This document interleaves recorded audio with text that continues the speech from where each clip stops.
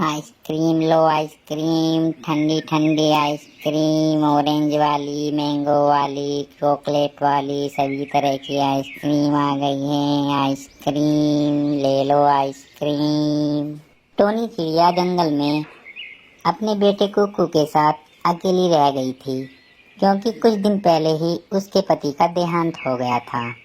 वह बहुत परेशान थी, क्योंकि कुछ दिनों पहले ही उन्होंने कालू कौवे से पैसे लेकर आइसक्रीम की ठेली बनवाई थी।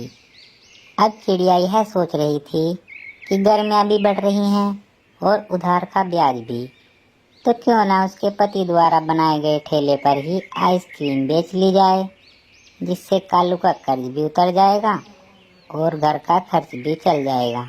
तभी कालू कौवा उसके पास आता है और कहता है, देखो चिड़िया, अब तो तुम्हारे पति को गुजरे भी 2 महीने हो गए।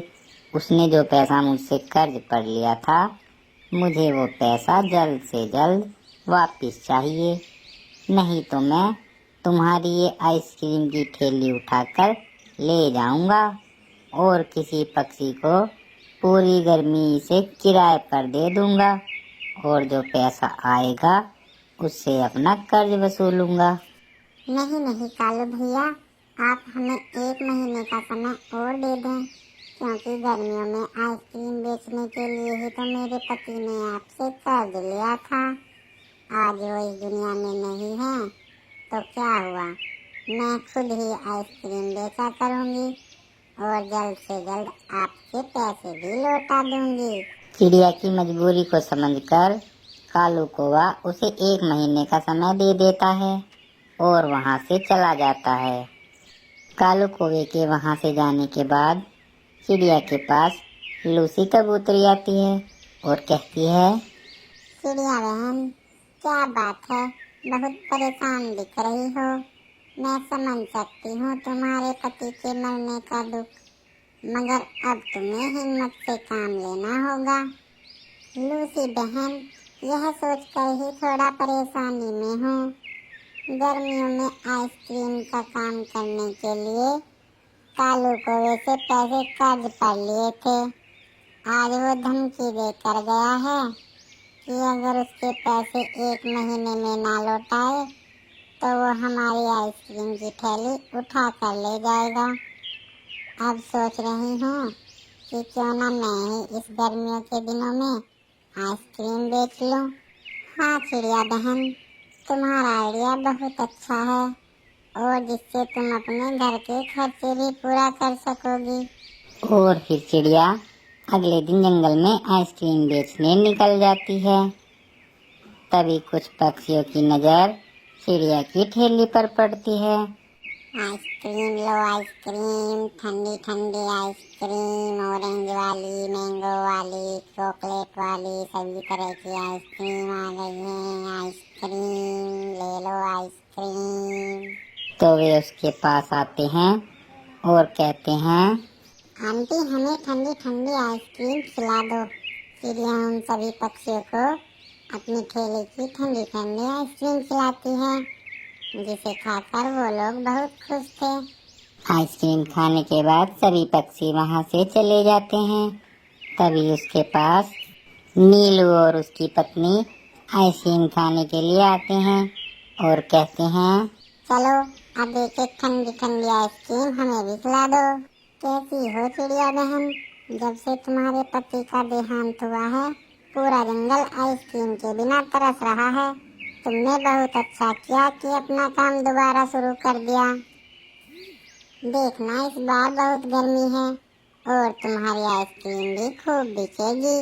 हाँ बहन, अब करती भी क्या, घर का खर्च भी तो चलाना है और कालू कौवे का कर्ज भी चुकाना है जो मेरे पति ने उससे उधार लिया था। तुम चिंता मत करो बहन, हम सब मिलकर तुम्हारा कर्ज चुका देंगे, मगर तुम्हें पूरी गर्मियों के मौसम में सभी पक्षियों को आइसक्रीम खिलानी होगी। और फिर सभी पक्षी मिलकर चिड़िया को 50,000 रुपए दे देते हैं, जिससे वो कालू कौवे का उधार चुका सके। तभी चिड़िया कहती है, मैं तुम सभी से वादा करती हूँ कि पूरी गर्मियों के मौसम में मैं आपको रोजाना आइसक्रीम खिलाऊंगी। और फिर चिड़िया अगले ही दिन कालू कौवे के पास जाती है और उसका सारा कर्ज लौटा देती है। अरे चिड़िया, कल तक तो तुझ पर कोई पैसा भी नहीं था और आज तेरे पास इतने पैसे कहाँ से आ गए कि तू मेरा सारा कर्ज लेकर आज ही मेरे घर पर आ गई।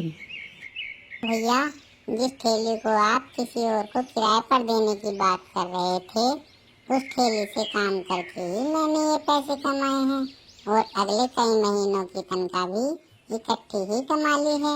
अब मुझे सभी पक्षियों को रोजाना सिर्फ आइसक्रीम खिलानी होगी।